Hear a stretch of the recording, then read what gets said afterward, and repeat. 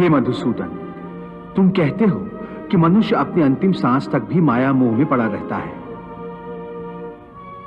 तो इसी कारण जन्म के चक्र में फंस जाता है।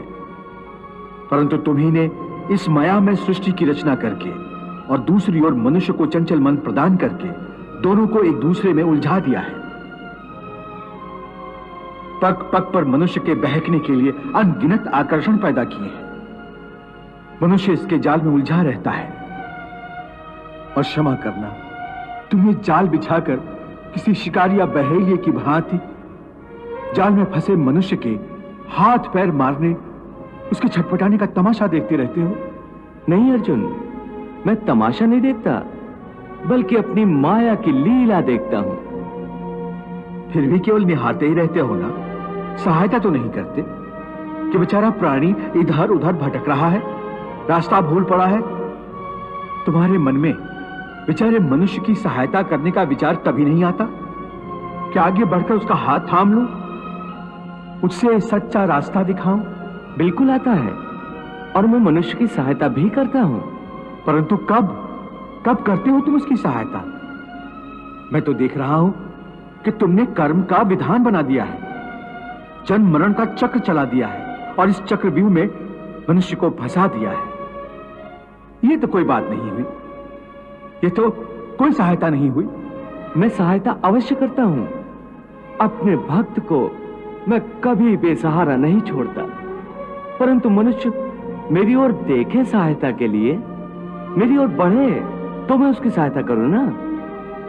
परंतु वो मेरी ओर बढ़ने के बजाय अपने अहंकार में डूबा रहता है, अपने बाहुबल के घमंड में पड़ा रहता है।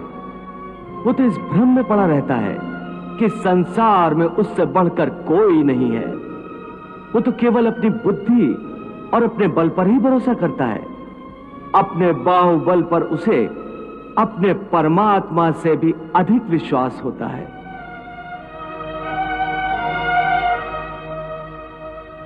अपने रास्ते से भटके हुए मनुष्य की सहायता के लिए आखिर तुम उससे क्या चाहते हो? क्या तुम्हें सोने चांदी के चढ़ावे चाहिए? क्या तुम अपने भक्तों से स्वादिष्ट और पंच पकवान चाहते हो? मैं मनुष्य से एक श्रद्धा के अतिरिक्त कुछ नहीं चाहता, कुछ नहीं मांगता। वो मेरे प्रति बड़े बड़े चढ़ावे न चढ़ाए। सोना, चांदी, घी, चंदन और पकवान के चढ़ावे मुझे नहीं चाहिए। श्रद्धा और भक्ति भाव से एक फल, एक फूल, फूल की एक पत्ती, जल का एक कतरा या चावल का आधा दाना ही सही, मैं उसको भी भक्त की श्रद्धा से कहीं अधिक श्रद्धा से स्वीकार कर लेता हूं। पत्रम पुष्पम फलम तोयम यो मे भक्त्या प्रयच्छति तद अहम भक्ति उपहृतम अश्नामि प्रयतात्मनः। अरे इतना भी ना हो सके तो श्रद्धा या भक्ति का एक आंसू ही सही, मैं उसे भी कबूल कर लेता हूं। श्रद्धा में डूबे उस एक आंसू में मेरा सारा अस्तित्व सराबोर हो जाता है।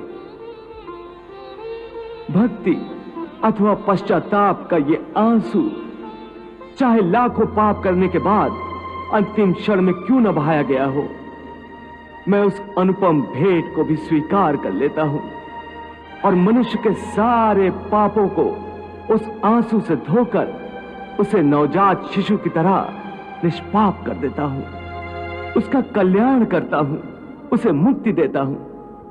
केवल एक फल, फूल या पत्ते को अर्पण करने पर ही मुक्ति दे देते हो? फिर कर्म विकर्म, पाप पुण्य, धर्म विधान सब यूं ही रह जाते हैं। ये धर्म, ये विधान और उसके सारे सिद्धांत तो चंद्रमा और अनगिनत तारों की भांति होते हैं, जो अधर्म और अज्ञान के अंधकार में झिलमिलाते रहते हैं। परंतु जब भक्ति का सूर्य उदय होता है तो ये सब के सब छुप जाते हैं। अर्थात भक्ति का स्थान इतना ऊंचा है कि धर्म भी उसके सामने तुच्छ हो जाता है। हां, परंतु आसक्ति से रहित भक्ति, जिसके लिए किसी पंडित प्रवचन, किसी पूजा सामग्री की कोई आवश्यकता नहीं। हां, केवल एक शर्त है। वो शर्त क्या है मधुसूदन? पूर्ण श्रद्धा और पूर्ण भक्ति से अपने आप को, अपने सारे कर्मों को मेरे प्रति समर्पित कर दो। बस मैं अपने ऐसे भक्त को सब कुछ भुलाकर उसे मुक्ति दे देता हूं।